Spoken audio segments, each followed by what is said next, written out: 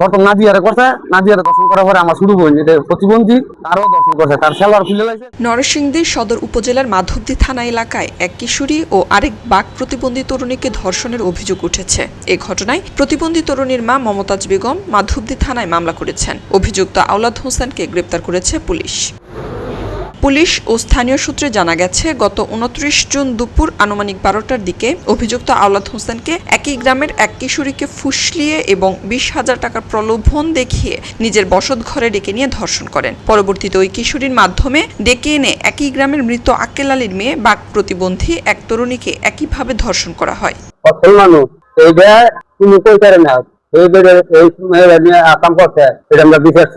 ঘটনাটি জানাজানি হয় মঙ্গলবার। প্রতিবন্ধী তরুণী পুরো বিষয়টি তার মাকে খুলে বললে পরিবারের পক্ষ থেকে থানায় অভিযোগ দায়ের করেন। নাদিয়ারে নিয়া আরেকটা মাইয়া আছে, মায়ের নিয়া 20 টাকা দিয়া পরে খাদিজারে নেওয়াইছে, নেওয়াইয়া 20টার মতো কিনে দিয়ে ঘরের ভিতরে ধুয়াইছে, আওলাতের ঘর ধুয়াইয়া তারপরে আপনার প্রথম নাদিয়ারে করছে, নাদিয়ারে দর্শন করার পরে আমার শুরু বোন এটা প্রতিবন্ধী আরও দর্শন করছে, তার সেলার খুলে লাগছে, খুলে যাওয়ার পরে ব্যথা ভাই দিয়ে ওরা জোর করে দর্শন করছে। এই আমরা এতটুকু গুনার পরে আমরা এই মাধব দিয়ে পরে থানাটাই একটা অভিযোগ লাই আমি ঘুমাই দিয়ে তার এই দর্শনকারী আমি বিচার চাই।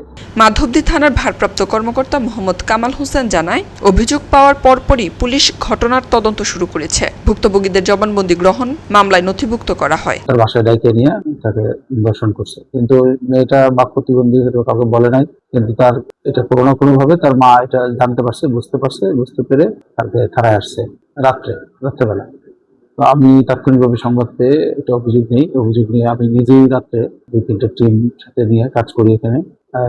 আওলাদ শহর সংশ্লিষ্ট যারা এর সাথে আছে তাদেরকে গ্রেপ্তারের চেষ্টা করি। তবে ঘটনার পর থেকেই অভিযুক্ত আওলাদ হোসেন এলাকা ছেড়ে পালিয়ে যায়। পরে জোরালো অভিযান চালিয়ে অভিযুক্ত আওলাদ হোসেনকে আজ দুপুরে গ্রেপ্তার করা হয়।